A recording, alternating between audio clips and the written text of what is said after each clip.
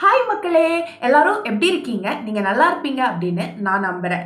நான் உங்களோட physiotherapy intern Ramya அரசர். இன்னைக்கு நம்ம இன்டர்மிட்டன்ட் ஃபாஸ்டிங் பற்றி தான் பார்க்க போகிறோம். இந்த இன்டர்மிட்டன்ட் ஃபாஸ்டிங் எப்படியெல்லாம் ஹெல்ப் பண்ணுது, இது என்னெல்லாம் வேலை செய்யுது, இந்த இன்டர்மிட்டன்ட் ஃபாஸ்டிங்கை யாரெல்லாம் பண்ணலாம், யாரெல்லாம் பண்ணக்கூடாது, இதெல்லாம் பற்றி முழுமையாக பார்க்கலாம். இது ரொம்ப வருஷமாக ரொம்ப ட்ரெண்டிங்கான டாப்பிக்காக இருக்குது. இப்போவும் கூட கண்டிப்பாக நீங்கள் இன்டர்மிட்டன்ட் ஃபாஸ்டிங்கை பற்றி ஏதாவது ரீட் பண்ணியிருப்பீங்க, இல்லை நீங்களே ட்ரை பண்ணி ஃபெயில் ஆகியிருப்பீங்க, இல்லை அதில் சக்ஸஸ் கூட ஆகியிருப்பீங்க.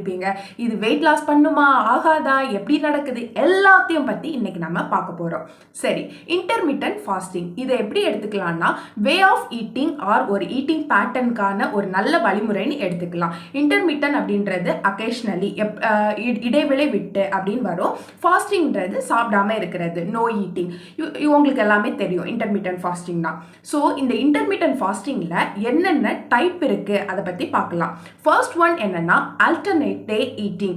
அதாவது ஒரு வாரத்தில் 7 நாள் இருக்குன்னா ஃபர்ஸ்ட் நீங்கள் சாப்பிட்லாம் ஒன் டே. இப்போ மண்டே சாப்பிட்றீங்கன்னா டியூஸ்டே அகைன் ஃபுல்லாக ஃபாஸ்டிங், அப்புறம் வெனஸ்டே சாப்பிட்டீங்கன்னா தேர்ஸ்டே ஃபுல்லாக ஃபாஸ்டிங். இந்த மாதிரி ஒரு நாள் விட்டு விட்டு fasting, one day eating, one day fasting, one day eating. இதுதான் அந்த அல்டர்னேட்டிவ் டே ஃபாஸ்டிங். ரெண்டாவது விஷயம் என்னன்னா 5:2.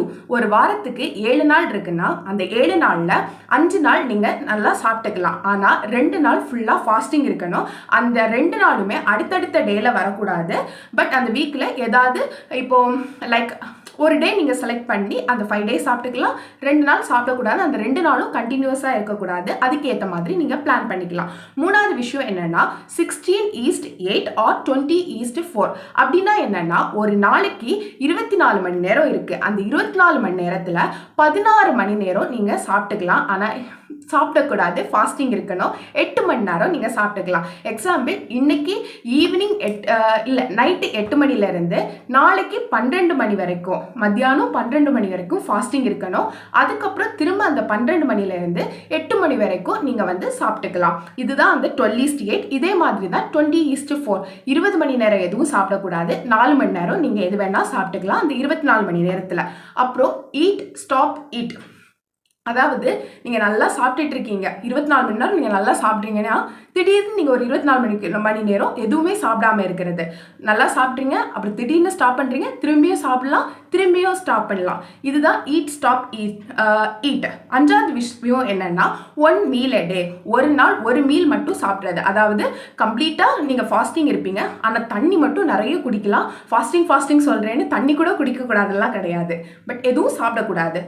அந்த 1 meal a day 1 day 24 hours இருக்குல்ல, இப்போ மத்தியானம் மட்டும் 1 time மட்டும் சாப்பிட்றது. அதுவும் எல்லாமே லைக் ஃபேட் இருக்குது, ப்ரோட்டீன் இருக்குது, அதுக்கப்புறமா கார்ப்ஸ், இதெல்லாம் மிக்ஸ் பண்ணி 1 meal a day, ஒரு டைம் மட்டும் 1 dayக்கு சாப்பிட்றது தான் இந்த 1 meal day. அப்போ 5 விஷயம் பார்த்துருக்கோம். ஃபர்ஸ்ட் வந்து ஆல்டர்னேட் டே ஃபாஸ்டிங், அப்புறம் second 5:2, third 16:8 or 20:4, fourth one eat stop eat, fifth one 1 meal a day.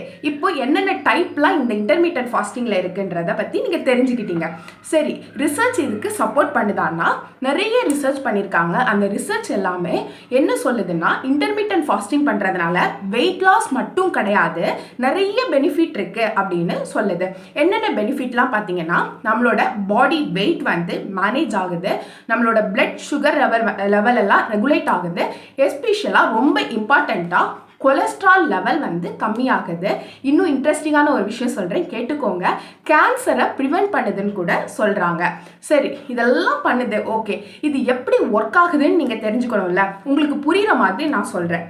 நம்ம இப்போ ஒரு விஷயம் சாப்பிட்றோம், ஒரு ஃபுட்டு சாப்பிட்றோம். இந்த ஃபுட்டு தான் நமக்கு எனர்ஜியாக தருது. இப்போ நம்ம உடம்புல ஸ்டோர் பண்ணியிருக்கிற ஃபுட்டு வந்து எப்போ வந்து நமக்கு எனர்ஜியை தரும்? நம்ம ஃபாஸ்டிங் இருக்கும்போது. நம்ம எதுவுமே சாப்பிடல, இப்போ ஒன்று சாப்பிட்றோன்னா அதுதான் நமக்கு ஃபியூலாக இருக்குது, எனர்ஜி தருது. அப்போ நம்ம எதுவும் சாப்பிடலன்னா நம்ம உடம்புல ஸ்டோராக இருக்கிற ஃபுட்டு எனர்ஜி தருது. ஓகே, அதுவும் காலி ஆயிடுச்சு. அதுக்கப்புறம் என்ன பண்ணுன்னா நம்ம உடம்புல அடிப்போஸ் டிஷ்யூ ரிலீஸ் பண்ணுற ஃபேட்டை எனர்ஜியாக யூஸ் பண்ணிக்க ஆரம்பிக்கும். அப்போது நம்ம பாடியே ஃபேட்டாக ஆட்டோமேட்டிக்காக நம்ம இன்டர்மிட்டன்ட் ஃபாஸ்டிங் இருக்கும்போது ஃபேட்டை எனர்ஜியாக கன்வெர்ட் பண்ணி ஃபேட்டை பிரேக் பண்ணிடுது, நம்ம பாடியே பண்ணிடுது இந்த இன்டர்மிட்டன்ட் ஃபாஸ்டிங்கில். இப்படி தான் ஒர்க் ஆகுது. சரி, இதில் வெயிட் லாஸ் இருக்கிறவங்க என்ன ரொம்ப மேஜராக ஃபாலோ பண்ணணும்னா கலோரி டெஃபிசிட் அப்படின்னு சொல்லுவாங்க. அதாவது நம்ம சொன்னோம்ல, இப்போ 16 மணி நேரம் சாப்பிடக்கூடாது, 8 மணி நேரம் சாப்பிட்டுக்கலாம் அப்படின்னு. அந்த 8 மணி நேரத்தில் எல்லாமே கிடைச்சதெல்லாம் சாப்பிடலாமானா கிடையாது. அந்த 8 மணி நேரத்தில் கலோரி டெஃபிசிட் நம்ம கண்டிப்பாக ஃபாலோ பண்ணணும். கொஞ்சம் கம்மியான அமௌண்ட் தான் சாப்பிடணும். நிறைய ஹையஸ்ட் அமௌண்ட் ஆஃப் ஃபுட் எடுத்துக்க கூடாது. அப்போ இது வெயிட் லாஸ்க்கும் ப்ரொமோட் பண்ணோம் அப்படின்னு சொல்றாங்க. ஸோ இப்படி தான் இந்த இன்டர்மீடியன்ட் ஃபாஸ்டிங் ஒர்க் ஆகுது. சரி, நான் இன்டர்மீடியன்ட் ஃபாஸ்டிங்கை பண்ணிட்டேன், நாளையிலேருந்து நான் ஸ்டார்ட் பண்ண போறேன், ஸ்டார்ட் பண்ணிடாதுங்க. சிலர் இதெல்லாம் பண்ணக்கூடாதுன்னு இருக்கு. எக்ஸாம்பிள் இன்டர்மீடியன்ட் ஃபாஸ்டிங் இருக்கிறதுனால அவங்க பாடியில் ரொம்ப வீக்காக இருப்பாங்க. அவங்க போயிட்டு இன்டர்மீடியன்ட் ஃபாஸ்டிங் இருந்தாங்கன்னா நிறைய காம்ப்ளிகேஷன் வரும். ஸோ பிளட் சுகர் லெவல் கம்மியாக இருக்கிறவங்க, பிளட் ப்ரெஷர் கம்மியாக இருக்கிறவங்க, அதுக்கப்புறம் ஏதாச்சும் அவங்களுக்கு இன்டர்மீடியன்ட் ஃபாஸ்டிங் பண்ணக்கூடாதுன்ற ஏதாவது மெடிக்கல் கண்டிஷன் இருக்கும், அவங்க எல்லாம் இதை ஃபாலோ பண்ணக்கூடாது. ஸோ இமீடியட்டாக இன்டர்மீடியன்ட் ஃபாஸ்டிங்கில் ஜம்ப் பண்ணுறதை விட்டுட்டு உங்களோட டாக்டரை கன்சல்ட் பண்ணிவிட்டு நீங்கள் ஃபாலோ பண்ணிக்கோங்க. ஸோ இதுதான் இன்டர்மீடியன்ட் ஃபாஸ்டிங் பற்றி. சரி, இதில் யாராவது பெனிஃபிட் ஆனவங்களே எனக்கு தெரியுமா அப்படின்னு நீங்கள் கேட்டிங்கன்னா, இன்க்ளூடிங் மீ. எனக்குமே இன்டர்மீடியன்ட் ஃபாஸ்டிங் பண்ணி ஐ லாஸ்ட் 10 kg. பட் என்ன சொல்ல, நான் இன்னும் more way to go to attain my normal BMI. But intermediate fasting எனக்கு ஒர்க் அவுட் ஆச்சு. ஸோ இன்றைக்கி நம்ம பார்த்தது எல்லாமே ரிசர்ச் அடிப்படையில் தான் பார்த்துருக்கோம். இந்த ரிசர்ச்சை நீங்களுமே கூகுளில் டைப் பண்ணி தெரிஞ்சுக்கணுன்னா அதோட ஆர்டிக்கிள் எல்லாமே டிஸ்கிரிப்ஷனில் கொடுக்குறேன், நீங்கள் பார்த்துக்கோங்க.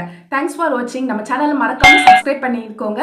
இப்போ தான் ஃபஸ்ட் டைம் நம்ம சேனல் பார்க்குறீங்கன்னா நீங்கள் கண்டிப்பாக சப்ஸ்கிரைப் பண்ணியே ஆகணும். அடுத்த வீடியோவில் பார்ப்போம். பாய்.